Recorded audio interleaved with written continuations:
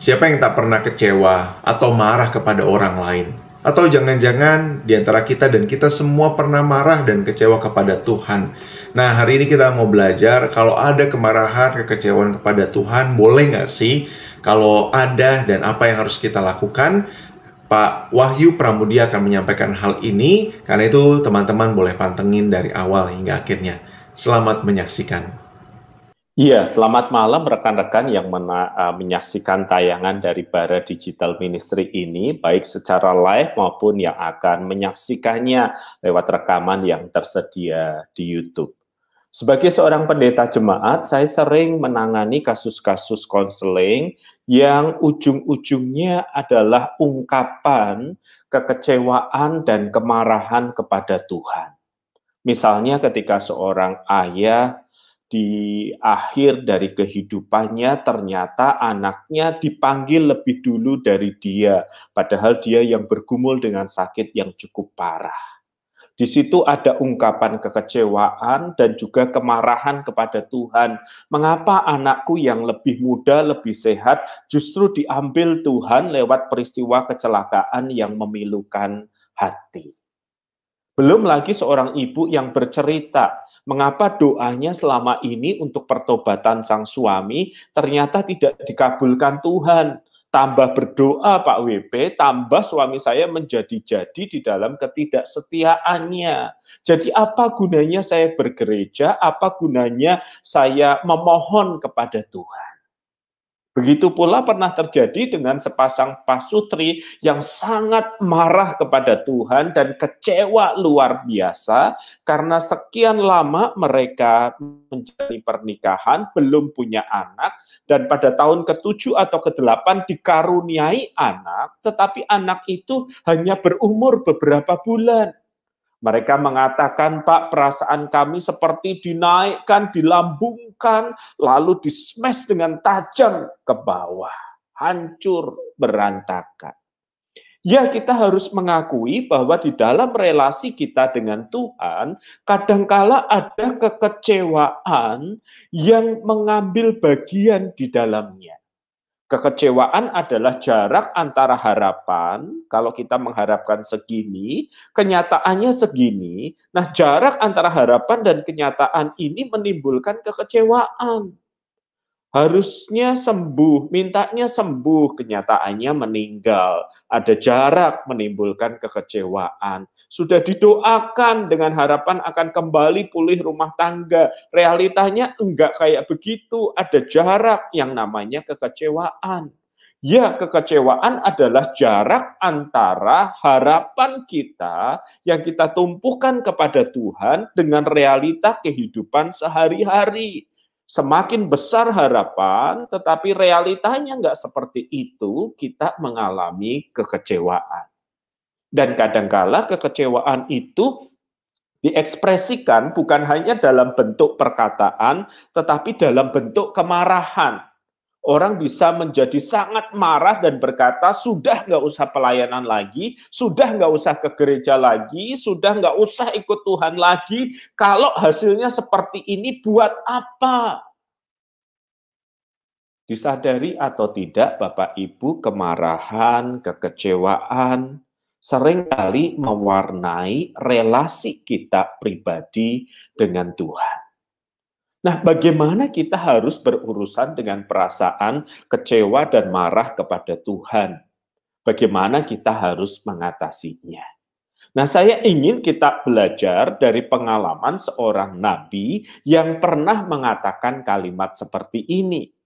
Versi Alkitab yang saya gunakan untuk percakapan malam hari ini adalah versi bahasa Indonesia sehari-hari. Dengarkan apa yang dikatakan sang nabi. Saya tidak tahan lagi Tuhan, katanya kepada Tuhan, ambillah nyawa saya tidak lebih baik dari leluhur saya. Siapakah nabi yang berkata, saya nggak tahan lagi, dalam bahasa yang kontemporer, ambil nyawa saya, lebih baik saya mati saja Tuhan. Saya ternyata nggak lebih baik dari leluhur saya. Anda bisa menerka siapa nama nabi itu?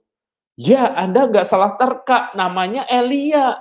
Seorang nabi dengan pelayanan yang penuh dengan mujizat yang luar biasa. Terakhir kali sebelum dia mengucapkan kalimat itu, dia menurunkan api dari langit untuk menyambar ke bawah ke persembahan yang sudah dituang air itu. Dia mengalahkan 450 nabi Baal, 450 nabi Asyera. Alias dia adalah orang yang powerful di dalam pelayanannya, penuh dengan kuasa, tetapi tidak selalu kehidupan beriman itu stabil, bukan? Ada kalanya kita di atas, tetapi ada kalanya di bawah. Elia pun demikian, ada kalanya dia merasa begitu yakin Tuhan menyertainya, mujizat terjadi. Tetapi kini dia marah, kecewa, dan putus asa, dan minta mati saja. Apa yang membuat Elia menjadi marah dan kecewa kepada Tuhan? Perhatikan kalimat yang dia ungkap sendiri. Ya Tuhan Allah yang Maha Kuasa, saya selalu bekerja hanya untuk Engkau sendiri. Tetapi umat Israel melanggar perjanjian mereka dengan Engkau. Mereka membongkar mezbah-mezbahmu dan membunuh nabi-nabimu. Apa yang membuat Elia menjadi kecewa adalah ia tidak melihat hasil dari pelayanannya. Saya selalu bekerja keras untuk Tuhan, begitu katanya. Tetapi umat Israel selalu melanggar perjanjian. Mereka membongkar mezbah-mezbahmu. Jadi buat apa saya melayani? Kalau pelayanan saya all out, tetapi kedegilan hati orang Israel itu juga makin menjadi-jadi. Apa yang membuat kecewa atau marah kepada Tuhan? Ketika seseorang tidak melihat hasil dari pelayanannya. Buat apa bersusah payah? Kalau hasilnya ternyata yang dilayani tetap tegar tengkuk, tetap hidup di dalam dosa. Alasan yang kedua yang membuat Elia begitu marah dan kecewa kepada Tuhan adalah kalimat yang dia ucapkan sendiri dari 1 Raja-Raja 19 ayat 10 versi bahasa Indonesia sehari-hari. Hanya saya sendirilah yang tinggal dan sekarang mereka mau membunuh saya.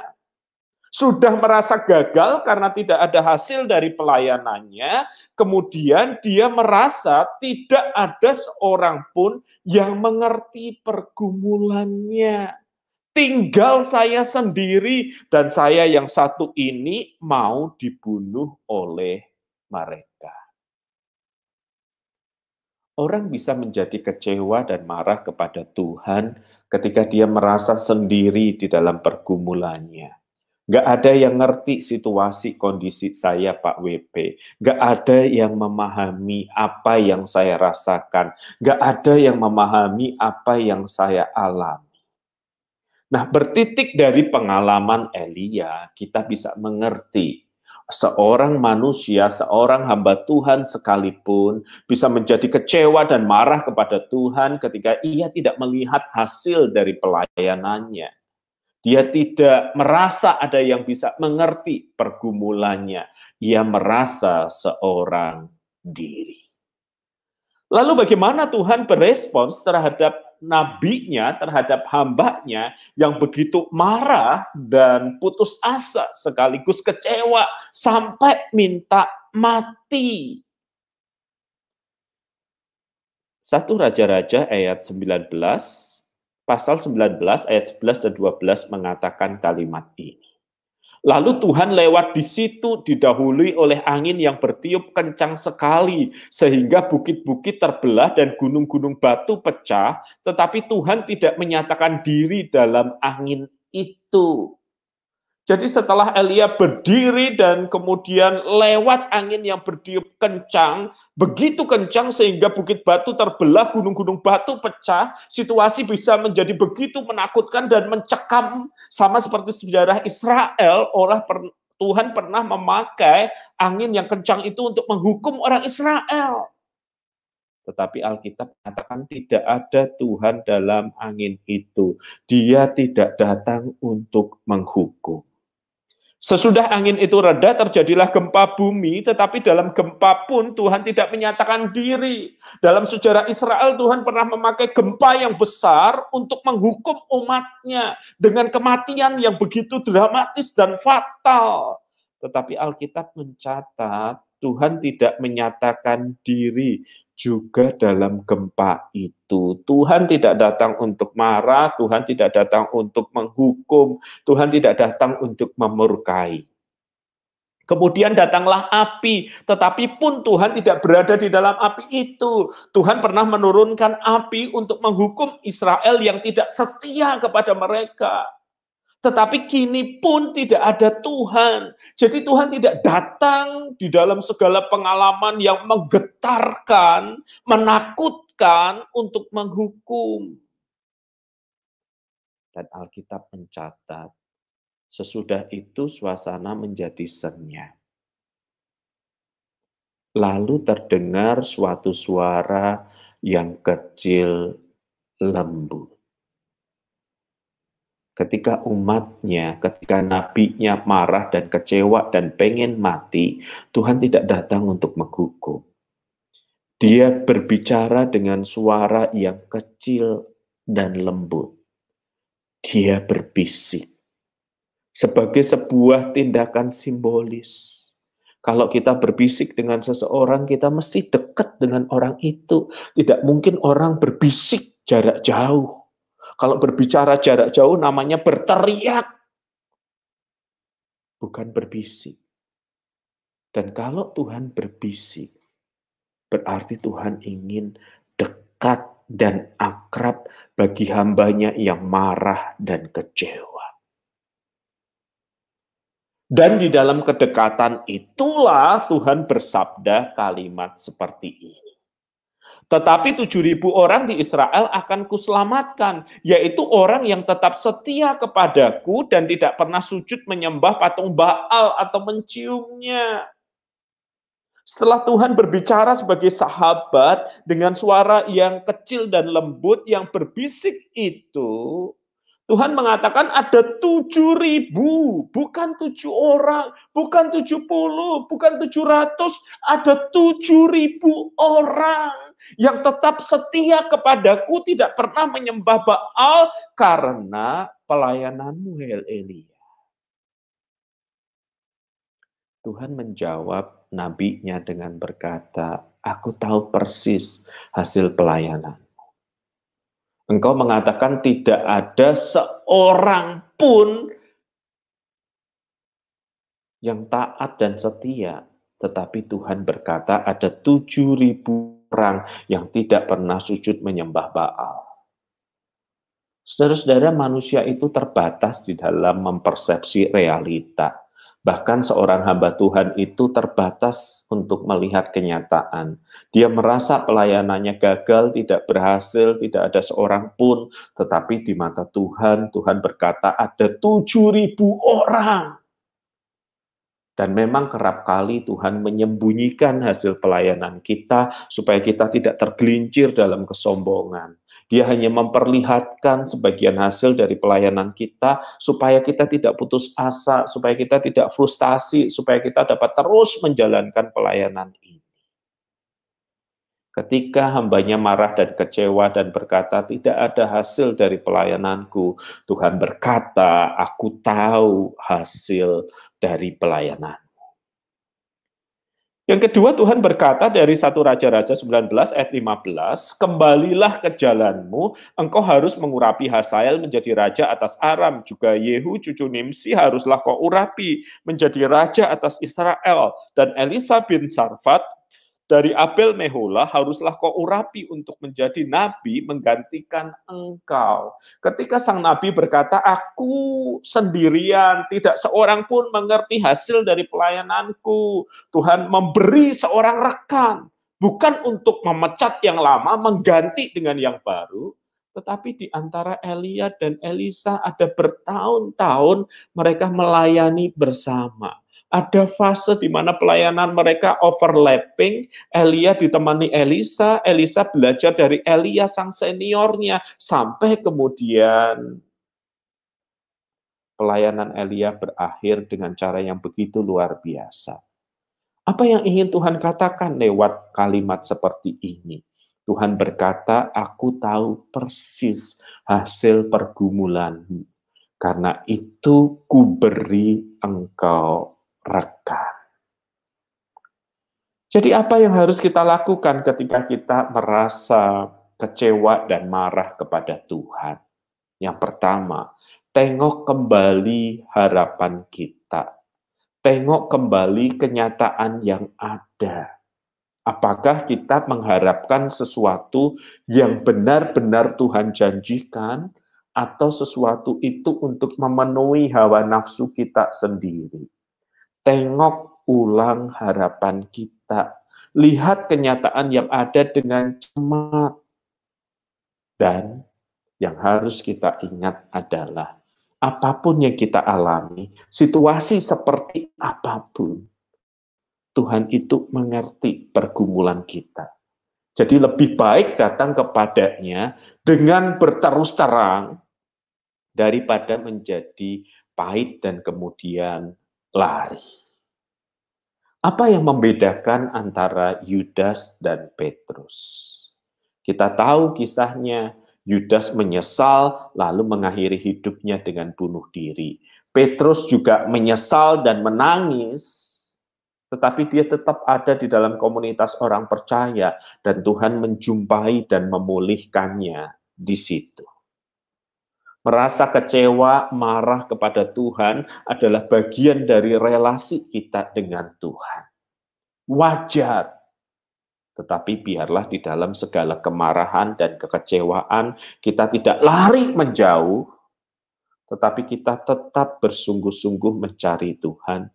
Dan pada saatnya nanti, Tuhan akan menyatakan dirinya kepada kita.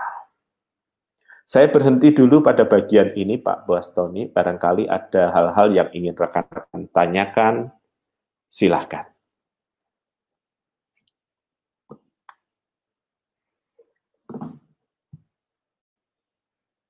Ya, Shalom, Pendeta Wahyu Pramudia. Apakah suara saya jelas, Pak?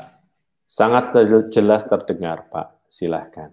Ya, ini sudah ada beberapa pertanyaan yang masuk maupun juga komentar yang sudah ada di kolom komentar yang kami saksikan saat ini. Ada yang kita langsung saja mulai bertanya, dan saya juga sampaikan kepada rekan-rekan ketika mau bertanya langsung saja tuliskan di kolom komentar dan kita akan membahas bersama-sama, Pak. Topik malam hari ini adalah kekecewaan dan marah kepada Tuhan. Ada yang bertanya, Pak, sebenarnya apa yang diajarkan Alkitab tentang menahan emosi, Pak? Apakah meluapkan emosi dapat menjadi dosa, Pak? Iya. Ketika berbicara tentang kekecewaan, kan kebanyakan ada, wah kamu jangan sampai menjadi orang yang marah, nanti itu dosa. Sebenarnya kalau menurut Alkitab sendiri gimana, Pak? Nah, Alkitab sendiri mengajar begini, Pak, bahwa kita ini manusia punya kehendak bebas, punya dinamika emosi. Dan diharapkan di dalam dinamika emosi yang ada itu, kita tetap bertindak bijaksana sesuai dengan kehendak Tuhan. Sebab jika tidak, pengalaman Kain dan Habil juga bisa terjadi. Ketika yang satu marah, emosi, firman Tuhan sudah mengingatkan bahwa dosa itu sudah mengintai engkau. Dan di dalam bagian Alkitab yang lain juga diungkapkan, jika engkau marah misalnya, jangan sampai matahari terbenam sebelum padam amarahmu. Jadi dia ingin mengingatkan bahwa menjadi manusiawi sekali orang untuk mengekspresikan diri dan perasaannya. Tetapi jangan sampai yang manusiawi ini menuntun kita dalam dosa dan kesalahan. Biarkan yang manusiawi ini kemudian kita serahkan kepada Tuhan, sehingga di dalam kemarahan dan kekecewaan dan segala macam ekspresi itu kita tumpahkan di hadirat Tuhan dan bukan malah lari dari Tuhan. Semakin kita menjauh dari Tuhan, semakin besar emosi itu akan menuntun kita dalam dosa dan kesalahan. Demikian Pak Buastoni. Wow, terima kasih Pak. Ini penjelasan yang sangat baik buat kita, Pak. Kembali lagi ke pertanyaan berikutnya, Pak. Ada yang bertanya bahwa apakah salah untuk merasa kecewa kepada Allah, Pak? Apakah Allah akan maklum jika kita kecewa kepadanya? Dan berikutnya adalah, apakah kecewa kepada Allah itu merupakan dosa, Pak?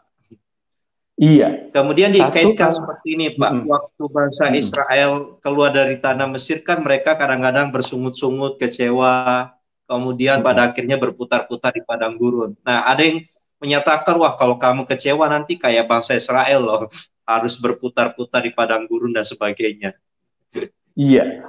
Yang pertama, kekecewaan adalah perasaan manusiawi karena ada jarak antara harapan dan kenyataan. Itu wajar dan manusiawi hadir di dalam relasi kita dengan Tuhan. Dan bahkan Tuhan pun pernah kecewa kan Pak kepada muridnya, dan dia mengekspresikannya. Ketika dia berkata, tidak sanggupkah kamu berjaga-jaga 1 jam saja? Jadi kekecewaan adalah ekspresi manusiawi yang tidak berdosa. Tetapi masalahnya adalah setelah manusia kecewa itu, mereka lari kemana? Menjauh kepada Tuhan dengan kepahitan dan dakwaan, itu yang sering orang Israel lakukan di padang gurun kan, ketika kenyataan tidak seperti harapan mereka, dengan cepat mereka berbalik memunggungi Tuhan. Nah ini yang membuat Tuhan murka. Seolah-olah engkau lupa ada begitu banyak pertolongan Tuhan di masa lalu. Yang diharapkan adalah bahkan di dalam segala ketidakmengertian kita, kekecewaan kita, hal yang belum terjawab, sama seperti Habakuk, dia berkata, aku mau berdiri di menara, aku mau meninjau apa yang Tuhan katakan kepadaku. Jadi sekali lagi kekecewaan adalah hal yang manusiawi, wajar, tidak berdosa, tetapi kemana kita membawa kekecewaan itu? Apakah kita memutuskan untuk memunggungi Tuhan dan melupakan segala kebaikannya, ya itu bersalah dan berdosa, atau mungkin di dalam kekecewaan dan ketidakmengertian kita memutuskan untuk tetap dekat dengan Tuhan. Sama seperti pemazmur berkata, walaupun aku nggak ngerti, aku dungu seperti binatang, aku mau tetap dekat denganmu. Jadi sekali lagi kekecewaan adalah ekspresi yang wajar, tidak berdosa, tetapi kemana kita pergi dengan kekecewaan, nah itu yang menentukan akan berdosa atau tidak. Semoga kita tidak lari memunggungi Tuhan, tetapi kita sama seperti pemazmur berkata, aku marah, aku kecewa, aku dungu seperti binatang, tetapi aku mau tetap dekatmu, ya Tuhan. Demikian Pak Buastoni. Terima kasih Pak. Ini ada pertanyaan kembali dari YouTube Pak, dari rekan kita Melin. Kami akan tampilkan langsung. Maaf Pak, ingin bertanya, ketika marah pada Tuhan, seringkali putus asa untuk berdoa Pak. Sampai kapan kita terus bertanya sama Tuhan ya Pak? Apa maksud Tuhan? Mungkin ini satu pengalaman rekan-rekan kita ketika mulai kecewa. Ada hal yang ditanyakan dan pada akhirnya mungkin salah satunya doa sudah mulai putus asa, Pak. Iya, Alkitab mengatakan bahwa Bapak itu tidak akan memberikan ular kepada anaknya yang meminta roti. Ketika doa kita tidak terjawab, harusnya kita memeriksa, Pak. Jangan-jangan yang saya minta ini ular, bukan roti. Jadi kalau yang saya minta ular, pantasan saja Bapak yang baik itu tidak memberikan kepada saya. Jadi ketika doa belum terjawab, maka kita punya checklist untuk kita periksa. Benarkah yang saya minta roti? Jangan-jangan yang saya minta ular. Yang kedua, apakah yang saya minta adalah sesuatu untuk kebaikan dan nama Tuhan dimuliakan, atau sekedar memuaskan hawa nafsu kita? Jadi dengan tidak menjawab, sebenarnya Tuhan sedang mengoreksi, mengajak kita untuk memeriksa diri kita. Nah, kalau yang kita minta adalah baik, sesuatu hal yang tidak bertentangan dengan Tuhan, untuk kemuliaannya, kok belum menjadi nyata, kok belum mewujud nyata? Maka satu hal yang harus kita imani dengan pasti adalah, barangkali ini belum waktunya Tuhan untuk sesuatu hal itu terjadi. Dan kita diajar untuk menanti dan beriman bahwa segala sesuatu akan menjadi indah di dalam waktu Tuhan. Jadi kalau doamu belum terjawab, periksa. Jangan-jangan yang saya minta ular, bukan roti. Kedua, Jangan-jangan yang saya minta hanya untuk memuaskan diri dan segala hawa nafsu di dalamnya. Ketiga, kalau yang saya minta baik, hal yang luar biasa untuk kemuliaan Tuhan, hal yang baik untuk kehidupan saya, tetapi Tuhan belum memberikannya. Oh, berarti dia sedang mengajar saya tentang apa beriman dan percaya kepadanya. Demikian jawaban saya, Pak Buastami. Wow, terima kasih. Ini ada pertanyaan Pak seperti ini. Pak, saya ini dari kecil sudah susah, Pak. Ditinggal keluarga, bahkan ketika mencari pekerjaan juga susah, Pak. Yang menjadi pertanyaan, apakah memang hidup saya ditakdirkan untuk susah sampai sekarang, Pak? Dan saya rasanya nggak melihat bahwa ada rancangan Tuhan dalam hidup saya. Perjalanan hidup yang saya jalani sampai sekarang ini berat, Pak. Bagaimana memahami bahwa saya tetap harus percaya dan melihat bahwa ada kebaikan Tuhan, Pak. Sementara kehidupan saya seperti ini. Tuhan tidak pernah merencanakan sesuatu yang buruk untuk umatnya. Jadi ketika Anda sedang susah payah itu, bukan berarti Tuhan tersenyum dan puas dan berkata, rasakan semua penderitaan dariku. Enggak. Rancangan Tuhan adalah selalu yang terbaik menurut matanya. Jadi semua kesulitan yang kita alami, sebenarnya adalah sebuah bekal yang Tuhan berikan, didikan, hajaran yang Tuhan berikan, sampai suatu saat nanti Tuhan mempercayakan kepada kita sebuah kehidupan yang berbeda, sebuah kehidupan yang luar biasa. Ada contohnya nggak Pak di dalam Alkitab? Ada. Ingat Yusuf ketika dia hidup di dalam rumahnya semua baik-baik saja, lalu kemudian dia turun kelas, dia dijual menjadi budak, hidupnya mulai susah, lalu dia turun kelas lagi, difitnah orang, jadi narapidana, hidupnya makin lama makin susah. Berapa tahun Yusuf menjalani hidup susah itu? 14 tahun kurang lebih. 14 tahun. Itu anak sekolah dari SD sampai hampir lulus SMP. 14 tahun. Tetapi ketika pelajaran dari Tuhan selesai, ketika pembentukan dari Tuhan selesai, dalam semalam hidupnya berubah. Saya selalu mengatakan ini. Mudah sekali bagi Tuhan untuk mengubah hidup kita dari susah menjadi tidak susah. Jadi berkekurangan menjadi berkecukupan. Itu mudah. Tetapi kalau pelajaran dari Tuhan belum selesai, kalau kelasnya belum selesai, bagaimana dia membina, mendidik kita, membentuk karakter kita serupa Yesus, kalau Tuhan belum merasa cukup, ya kita harus terus menjalaninya. Dan biarlah nama Tuhan tetap dipermuliakan, kita tetap menjalani hidup dengan yang terbaik, sama seperti Yusuf di penjara, di rumah Potifar sebagai budak, dia dikenal sebagai budak yang mendapatkan kepercayaan. Di penjara dia mendapatkan kepercayaan. Situasi hidup sulit tetapi kualitasnya tetap baik. Dan ketika Tuhan berkata sudah cukup pembentukannya, dalam semalam hidupnya berubah. Jangan menjadi pahit dan kecewa terhadap Tuhan. Biarlah, izinkanlah Tuhan membentuk kehidupanmu, ikhlaskanlah. Ketika Tuhan berkata, udah cukup, maka semuanya akan diubahkan menjadi lebih baik. Semoga Tuhan menolong menjalani masa-masa yang bagimu saat ini sedang kurang baik. Begitu penjelasan saya. Silakan, Pak. Wah, ini waktunya nggak terasa ya, Pak. Sudah lebih dari 30 menit, dan kadang-kadang rekan-rekan juga menyampaikan, wah ini waktunya kalau bisa ditambah lagi, Pak.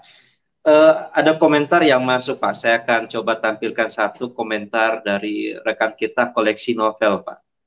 Pak, terkadang pada saat saya kecewa, marah, sedih, saya utarakan dalam doa kepada Tuhan. Rasanya saya tidak sendiri, Pak. Dia hadir menemani dan saya tersenyum kembali. Wah, ini satu komentar yang mengingatkan kita bahwa sebenarnya Tuhan tetap ada dalam hidup kita dalam kondisi apapun.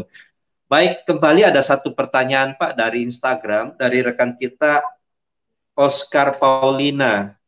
Apakah ada hubungannya pengenalan kepada Tuhan membuat kita cepat kecewa dan marah kepada Tuhan, Pak? Artinya ada hubungan nggak antara pengenalan dengan Tuhan dan mudahnya kecewa dan seperti itu, Pak? Iya. Yang pertama ingin saya katakan adalah kalau kita kurang kenal dengan Tuhan, maka kita akan salah mempersepsi. Ya, karena kita namanya juga kurang kenal, salah persepsi. Nah, salah persepsi itu berbahaya. Kita merasa bahwa tugas Tuhan untuk membuat hidup kita lurus, mulus, gampang, indah. Nah, ini kan salah persepsi. Bukan itu yang Tuhan janjikan. Yang Tuhan janjikan adalah Dia akan membentuk kita serupa Kristus, anaknya yang tunggal. Ini persepsi Tuhan, ini sudut pandang Tuhan. Sudut pandang kita adalah nyaman, enak, sehingga ketika kita kurang kenal Tuhan, semakin besar kemungkinan kita untuk kecewa. Yang kedua, kita pun sudah kenal Tuhan, tetapi ketika Tuhan tidak bertindak sesuai harapan kita, kadang-kadang orang menjadi kecewa. Bahkan sang Nabi kecewa, Elia kecewa, Yunus kecewa, dan yang lainnya. Tetapi kekecewaan itu, pertanyaannya adalah membawa kita kemana? Kita lari, memunggungi Tuhan, atau kita datang menghadap Tuhan, tersungkur di hadapannya, walaupun kita belum mengerti, tetapi kita percaya Tuhan nggak pernah meninggalkan kita. Jadi sebenarnya kekecewaan adalah respons yang sangat manusiawi, dan Tuhan sepertinya ingin memanggil kita lebih dekat lewat seruan kekecewaan kita. Karena Dia satu-satunya pribadi yang tidak akan pernah mengecewakan kita atau membuat hidup kita terasa baik. Jadi kapanpun kita kecewa, datang kepada Tuhan. Lihat kekecewaan sebagai pintu yang Tuhan bukakan agar kita mendekat lebih akrab, sebab Dia juga bergerak memeluk dan mendapatkan diri kita. Semoga ini menolong rekan-rekan di dalam pergumulan kehidupan yang saya tahu memang tidak pernah mudah ini. Oh, ini terima kasih Pak. Sebagai pertanyaan penutup Pak, ada yang menyampaikan bahwa sebenarnya kekecewaan dan perasaan tertolak itu apakah sama, Pak? Artinya kalau ini kan dikatakan di sini kecewa dan marah pada Tuhan. Tetapi yang dialami sekarang adalah perasaan tertolak dengan keluarga, dengan pasangan. Apakah itu ada kaitannya, Pak?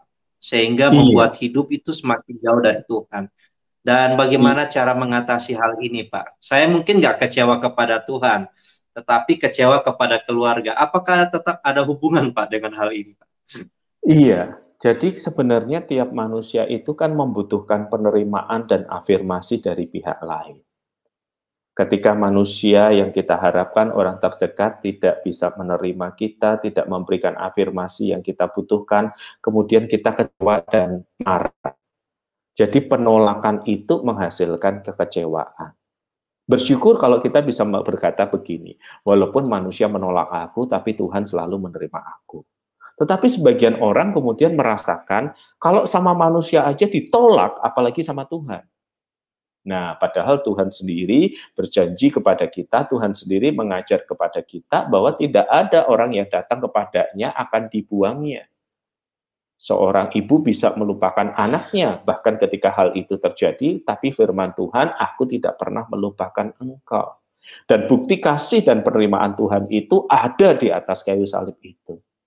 Tangannya terentang karena Dia mengasihi kita, dan siapapun boleh datang kepadanya, dan Dia menerima kita apa adanya, apa dan bagaimanapun kondisi kita. Semoga jawaban ini menolong rekan-rekan yang bergumul. Baik, terima kasih banyak Pak. Ini satu jawaban yang sangat baik buat kita semua. Dan sebagai penutup mungkin ada yang perlu disampaikan kembali ke rekan-rekan semua melalui hambanya Pendeta WP. Bapak, Ibu, dan saudara sekalian, selalu akan ada dinamika dalam relasi kita dengan Tuhan. Kita marah boleh, marah dan kecewa kepada Tuhan tidak identik dengan sebuah dosa dan kesalahan. Tetapi kemana kita membawa kemarahan dan juga kekecewaan, itulah urusannya. Dengan memunggungi Tuhan, berlari dan menjadi pahit. Tetapi berlalilah dan mendekatlah. Lihatlah kekecewaan, bahkan kemarahan, sebagai pintu yang dibuka oleh kehidupan, agar kita makin merasakan kasih, kebaikan, dan juga pemeliharaan Tuhan di dalam kehidupan kita. Wow, terima kasih. Ini sebenarnya masih banyak pertanyaan, Pak. Ada yang bertanya bahwa sebenarnya ketika marah kepada Tuhan itu dampak apa yang akan diterima, Pak? Apakah Tuhan juga tetap mengasihi kita atau malah lebih, Pak, dari hal ini? Artinya ada akibat yang diterima. Dan masih banyak lagi pertanyaan yang masuk, Pak, kepada kita semua. Dan seperti biasa kita akan mengakhiri dengan doa dan saya akan persilakan kepada hambanya Pendeta Wahyu Pramudia. Ini ada satu pokok doa dari Rasmi, Pak. Doakan keluarga kecil kami supaya selalu bergantung pada Tuhan dan berserah kepada Tuhan, Pak. Dari rekan kita Rasmi. Ya. Mari kita berdoa. Tuhan, terima kasih karena dalam penuturan Alkitab kami tahu Engkau mencintai kami dengan segala kekurangan, kesalahan, dan dosa kami. Kristus mati bagi kami. Tuhan, kiranya Engkau menolong kami untuk kemanapun, dalam situasi seperti apapun, dalam kondisi seperti bagaimanapun, kami berlari, mendekati, dan mendapatkan Tuhan. Terima kasih ya Kristus untuk kasih-Mu yang luar biasa. Di dalam nama-Mu kami berdoa. Amin.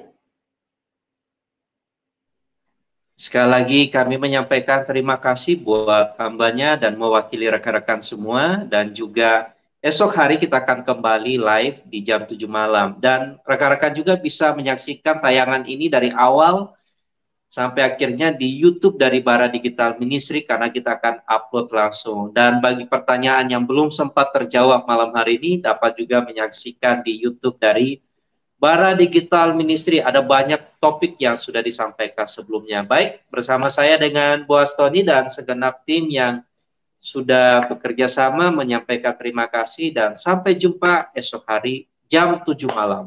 Tuhan Yesus memberkati.